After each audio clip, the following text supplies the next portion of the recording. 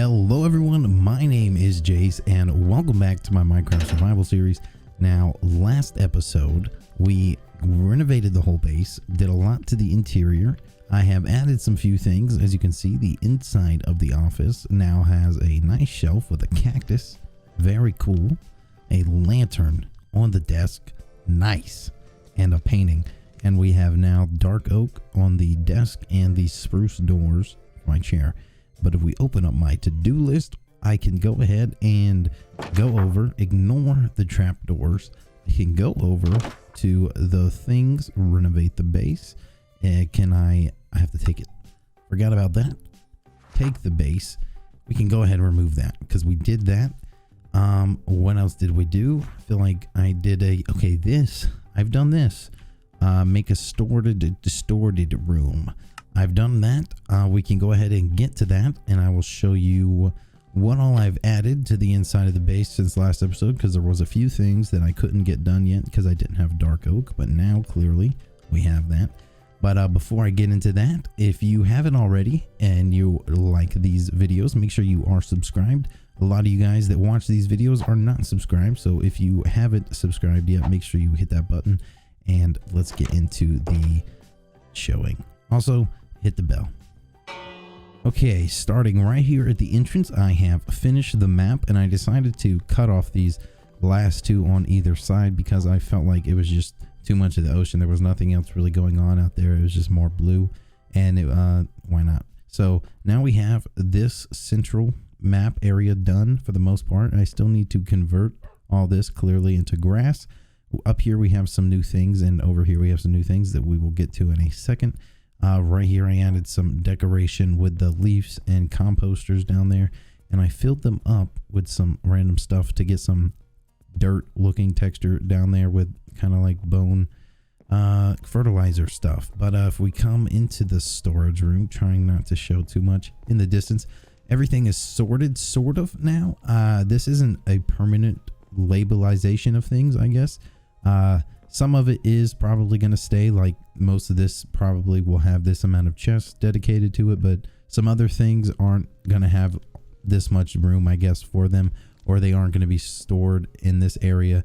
Like the potion things can go, for the most part, can go in the brewing area, and other areas across the base can have other things that are applied to that area sorted there. I have finished the furnace room. We now have all the blast furnace set up and the smokers, and I put some shroom lights up here for some extra light. The trophy room is still empty, and if we come into the hallway and look at Mr. Skeleton and jump through him, I have now a hidden entrance to the roof is all it's going to be. Just a way to get up there. I don't know if anything is going to be up there at all, honestly, but just now we have a way to actually access it. Outside of the base, though, I've done a few more things. We're going to go ahead and go this way first before I show what is going to be the main task for today's episode. I moved the sheep over here. As you can see, I've kind of terraformed a little bit of the land. But over here to where I keep my villagers in this little hall, I've been breeding them up some so I could get more and more villagers. And if we come take a look over here into the side of this mountain, I set up a little curing station like I showed off in the video I posted not too long ago, where a zombie's on a minecart track and he comes behind him and you can just kill him or whatever and get their trades down. But over here I've got a librarian that has mending right now, and he might, no, and infinity. I got a few of those books, but I've been just trading with these guys, and I think he has a book for an emerald trade. And I've been getting like infinite free emeralds pretty much with this guy and a guy in here that sells bookshelves. I've been buying a bookshelf from him for 1 emerald, breaking the bookshelf, getting 3 books, and then selling those 3 books to the other guy for 3 emeralds in total. So I'm pretty much gaining 2 emeralds every time I make a trade. So that's how I've been getting free emeralds, but I've been breeding these guys, giving them food and placing down more beds. So we have a lot more villagers in here now. They spawned an iron golem after a certain amount, I think, and I moved him in here so he wouldn't wander off too far, and they just keep spawning more and more. But we have some farmers in here and a few other professions that it's not really too important right now. If we come over here, I have built a little temporary iron farm. This took me like maybe 20 minutes. I didn't really want to make an episode about this because the iron farm I do make is going to be a lot more intricate larger, and it's going to have a design to it. It's not just going to be like a farm like this out in the open.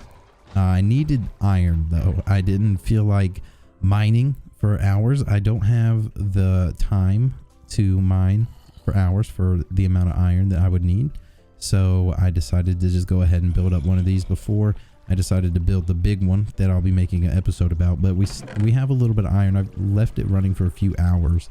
But this is going to be enough to cover what we need for today, which is making some farms. Now we have these little platforms areas I already built out a little bit just to show you guys the idea of everything. We have them labeled as well, so I know where everything is going to be. Right here we have carrots, and then wheat, potatoes. Over there is pumpkin and melon. You just got to trust me. And that little one over there is beetroot, because I don't really care too much about beetroot. But what these are going to be are automatic villager farms that we're going to have a villager in. Say this will have walls around it. A villager will be sitting right here. Hello, I'm a villager. And another villager will be in here. I am also a villager. And this one will say, I am hungry. Give me some food. And this one will be a farmer and will be picking up crops and planting them, having some left over, and say, oh, you're hungry. Well, let me fix that. There you go. But hold on. I will strategically place mine carts with hoppers in them right here. And those hopper mine carts will pick up the crops that they try to throw to these villagers, and I will get them, and they will not, and they will starve. They won't actually die, but who cares? So that means we can automatically farm these crops without having to use redstone for the most part. And all I have to do is build up everything and get these villagers in place, which is why I bred some more over there. Also needed some for that little tiny iron farm. But that's what we're going to be doing today. We're going to be building up a wheat farm, potato farm, carrot farm, possibly pumpkin and melon, but definitely beetroot for I'm pretty sure, because this is the smallest one, so it should be the easiest. I may lack the motivation to do this one though, because I don't care about beetroot. We probably will do the pumpkin and melon. It is a large project, but I should be able to get it done. I came with a design for these buildings. They're going to be buildings. They don't have to be buildings. You could just make a glass box and have everything enclosed. Just making sure that lightning can't strike your villagers, or zombies can't come and attack them, or preferably scare them and spawn iron golems. That could be a problem. But actually it wouldn't be a problem because there's no beds, pretty sure, so that would not be a problem actually. But anyways, I've come up with the design. So we're going to be having a red concrete design for this one, probably a blue concrete design for this one, and maybe a green or another color. I haven't decided for sure for the last one. For this one, and something like similar for that one. And then the potato. Hey, leave me alone. I haven't slept in a few days. I've been busy. I missed. Yeah. But we're going to go ahead and gather up some of the materials I'm going to need to start up the carrot farm at least. And I'm going to try to get that one up and running entirely before I start the other one, so you guys get a good idea of how it works and everything. And then I'll build the rest of them, and then everything will be finished. All right, so I've gathered up some of the materials I'm going to need to be building with in their raw form at least. Right here is going to be eventually red concrete. Now, from the iron farm over there that we have, the temporary one, I am getting poppies as well from the iron golem, so I can craft those into red dye, so that covers the red concrete. We're going to be using andesite in this build, and also I need to make some glass and stain it white, so I also need to get some bone meal and make some white dye with that as well. And I'm going to need to fly up over to one of the tall spruce trees and cut them down, I guess. I haven't built any sort of tree farming system yet, but we need to get a lot of spruce trap doors. Speaking of trees, I found me another wandering villager trader whenever I was over here doing something with the villagers one day, and I bought some saplings from him. He offered a jungle sapling and an acacia sapling. So I went ahead and bought those, because now that means I have all the sapling types and we're able to farm all the tree types now. So we'll be able to get jungle wood, acacia wood, dark oak, all the rarer ones. And we also have the nether ones as well, so there's no type of wood that we can't get. All right, guys, so I've set up everything that I need to build this farm up. Set up a little tiny crafting station over here with everything I need in my inventory. I decided before I've showed off a data pack I had on this world that would let me drop concrete powder into a cauldron and turn it into the concrete block. I've decided to not use that because I feel like it is kind of defeating the purpose and the intent of the concrete block. If they wanted it to be that easy, they probably would have just intended it to be that easy.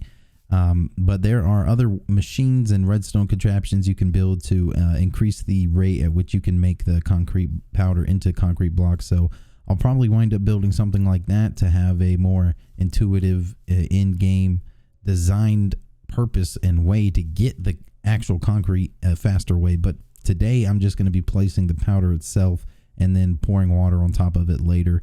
But we're going to go ahead and show the design of it a little bit on camera. All right, so right here on the corners, I'm going to be putting some polished andesite. Looks very nice. Right here, we're going to get rid of the sign temporarily. What am I doing? I do not need a spruce trapdoor, but I need a block of andesite there and a stair there. And we're going to be doing that on all of the three-sided sides of this one. I don't know if I'm going to be using polished andesite or andesite at all. For the other ones that have the different colors, I may wind up using something like stone bricks or maybe another gray block. I'm not sure. But right here is going to be the concrete. No, this is actually going to be the andesite as well. I'm going to have andesite on the bottom as a trim now that I'm thinking about it. Like so. And I'm just going to do it up to these corners so I don't have to build everything right now to show you guys. But we're going to be placing the concrete right here, not right there actually, right there and right there, going up some like that. And above these doesn't necessarily matter what blocks we use, because above these trapdoors are just going to be more trapdoors going all the way up. So these are going to be covered like that, so it doesn't matter what block we put there. But right here is going to be our glass, and I need to stain that real quick white, make some white dye. And white stained glass, thank you.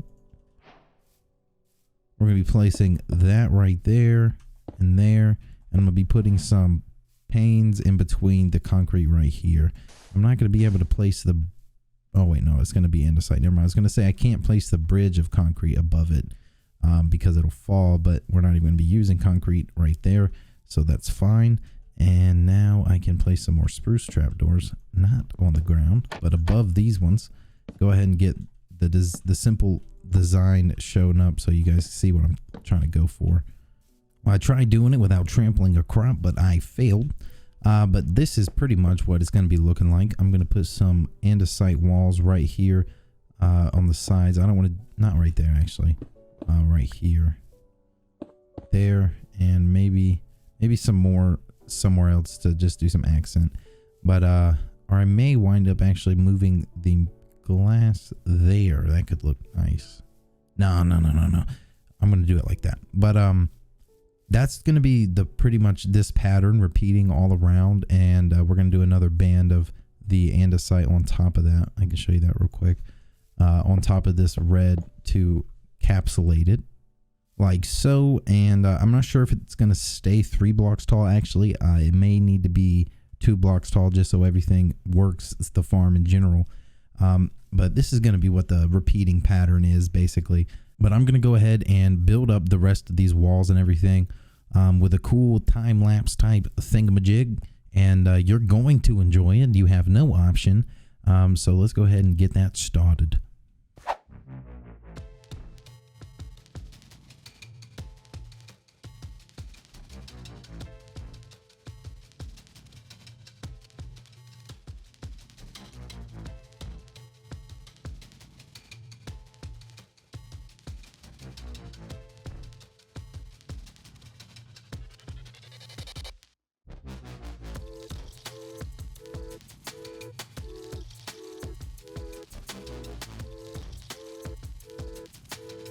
Alright, so hopefully you enjoyed that little time-lapse type thingy, hopefully, because there's going to be another one later in the episode, but this is pretty much what the farm is going to be looking like.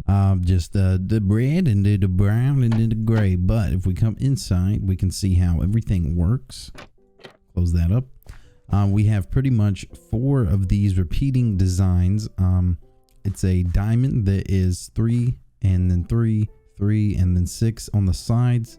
And I'm pretty sure this is just the radius that a villager will scan for another villager to drop something. So that's the reason that this is this particular size. And we have waterlogged stairs so that everything can stay hydrated. These necessarily don't have to be waterlogged stairs. This could just be a water block. But the ones on the side, unless you want water spilling out, need to be a waterlogged block. We're going to have a villager standing right here, and we'll also have another layer of this on top. So there'll be a villager up there as well. And then 4 farmer villagers, 1 in each plot. I forgot a block. Fix that. And that's pretty much how it's all going to work. The farmers are going to farm the crops and then try to drop what the extra crops they have to this villager. And they're going to be mine carts with hoppers in them right here, blocking that so that the villager right here won't be able to pick it up. And then those will funnel down into some storage system I'll have over there. For the inside though, right here where you can see like the stone blocks and stuff, there's going to be glass there, I think, just separating it, so we'll still be able to see the whole farm. I think it'll make it look open and big on the inside. If we put actual walls in there, I think it'll make it look too closed off and like too much more of like a building than a farm. So what I'm going to go ahead and do now is I'm going to need to collect a lot of resources, mostly sand, to finish the other buildings and finish the second layer of this. For the glass and the concrete as well. I have a decent enough amount of gravel. I think I should be good on that. But I need to go ahead and collect the sand, collect some more spruce logs and other things. And then I'm going to go ahead and probably build up the rest of this one and then move the villagers in and get this one running. We'll be able to see how this one works. And then I'll build up these other 2 wheat ones and the potato one and get those ones up and running. And I'll figure out a design for the pumpkin and melon and get the beetroot one set up. So I'm going to go ahead and fly over to where I mine up my sand, collect a bunch of that, get these resources collected, and try to just bust this out and get the grind going. So this is probably one of the biggest projects I've done so far. And it's not even necessarily that rewarding. We're going to get a lot of crops and infinite amounts of them. But at the end of the day, all I eat is pork chops or golden carrots. So this is mostly gonna be for trading, to be honest. So I'm gonna just get these resources. All right, everyone, so it has been a while, and this is complete for the most part. It has been hours. This took a lot longer than I thought it was going to. So definitely these next 2 farms is gonna be in the form of a time lapse. I know this one wasn't, but I was thinking about doing progress updates and whatnot while recording this, but it is gonna take far too long if I do something like that. But the last few steps I need to do to make this completely fixed and finished and working is get these villagers in here. I got most of the hopper mine carts set up. I wanted to show you the last ones so that you could get an idea of how to do it yourself. But I've gotten a track set up already over there where my villagers are, and I moved one already, got them up there at the top, ready to go in the bottom. I have to do the bottom layer first, or else it's just going to be too complicated to do the bottom layer second. I'm hoping that I can just break the block that he's on top of and he'll fall down, hopefully not take any damage, and land on top of the composter I need him in. And then I can just break the minecart and he'll eventually get into the composter, I'm hoping. So I'm going to try that, and let's just hope for the best. Okay. Well, you landed on something and you messed up my mine carts. Maybe. What?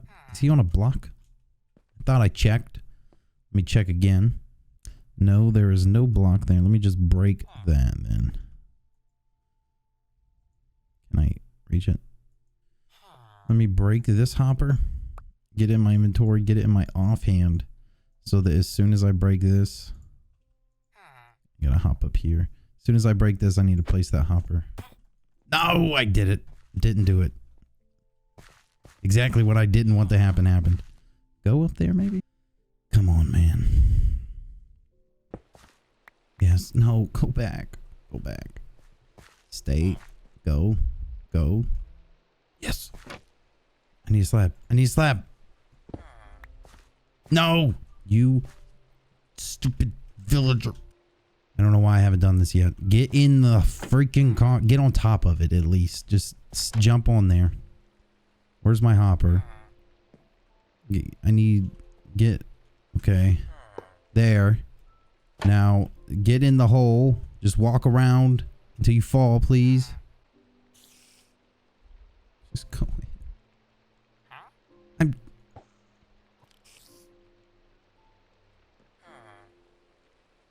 No, stop! I finally got him in there. Oh my god. I hope you die. Alright, so now hopefully the last thing I need to do is just put in the last hopper minecarts for this side. And all you gotta do is place your copper minecart on a block, break that block, and as it falls, you can just do something like that. And then place another one just on top of that one, same exact way. Let it fall. And close and open your trapdoor, and then whenever a villager is going to try to throw something to him, it's going to get caught in that hopper and go down. Now I have it temporarily just all down under it, but like I said before, eventually everything's going to connect to one storage area. Now I need to get another villager and do all that crap again, but this time it should be a little bit more straightforward, and I'm going to put trap doors on top of the composter so that he can't get on the sides of it. And then it should be a lot quicker that way. But I'm gonna go ahead and get that guy, the other villager in, and then I'll bring the last. I'll need 8 more villagers, so that might take a little while for them to breed up some more. But I'll bring as many villagers as I can over, and I'll show you guys how everything's running and operating. All right, I finally got this guy in a cart, and that took forever. But I want to show you guys real quick my plan with these trap doors. I think it's gonna work pretty well. Let me build up here. Now I break this cart. Let me turn on the hitboxes. And he goes outside the block. That's nice. Let's get you in a boat. And let me try to get you back in a cart. Okay. He's in. Hopefully this isn't gonna just mess up again like it's been doing every time. I want to place a slab here. If I can, I can't. If I can, could I place anything? I could place that there. Can I place this there? No, for some reason I can't. All right. Well, let me hopefully do this. And I mean, well, that will work. All right. Break this and please don't get, okay, good. All righty. This is progress.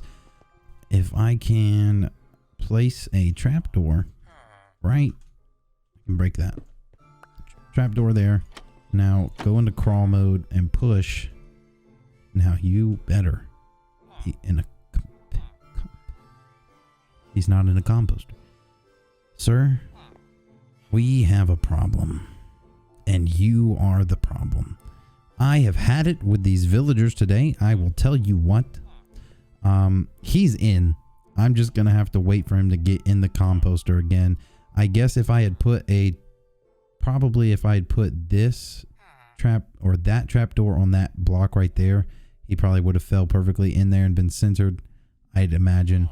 But I'm gonna go ahead and get the rest of these villagers in here. I am not gonna try to record that process. This was a pain in the butt.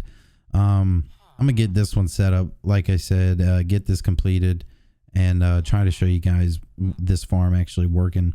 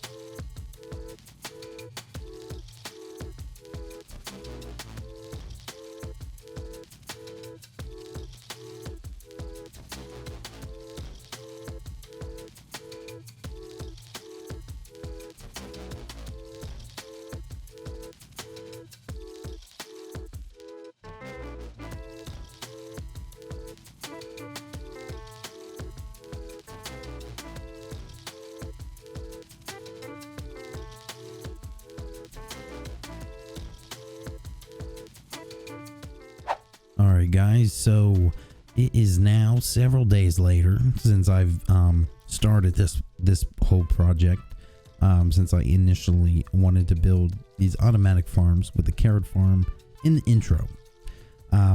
So to say the least, this project is taking a long time, much longer than I anticipated. But I pretty much have everything done. We've added villagers to all these pods for the farms, carrots and wheat and potatoes, and also beetroot. I made the beetroot one smaller because I didn't want as much of that. But there's a problem with the wheat and the beetroot farms, and that being that the collection system using a villager and catching them with the hopper mine carts in between isn't going to work. And that's because they do not actually want to share the wheat or the beetroot. They just compost it. And to get around that, all I have to do is fill up their inventories with the seeds, like for this guy wheat seeds and that guy beetroot seeds, and then place a whole bunch of hoppers underneath all the cropland. And then that way, whenever they break the crops, the seed will go in their inventory and they'll replant it, but the actual crop will get picked up by the hopper. But the carrot and the potato farm are working, and they're working pretty well, especially the carrot farm. It's been running for a while. This one got up and running before I even started building these two. So this one's had a head start. I'll show you how it works. If not that side, I can't get in right there. There's a certain way I got to get into these places, and this is how. And then I can place it back. But pretty much what happens is the crops grow. The farmer villager at a certain time of the day will break these crops, and he's got a inventory assigned to him, and he'll break the crops and replant. And then at another certain time of the day, he'll see this villager and he'll try to share those crops with him or her to breed, more or less. And these hopper mine carts are catching them, going down in some chests. That's how it works with the carrot and the potatoes.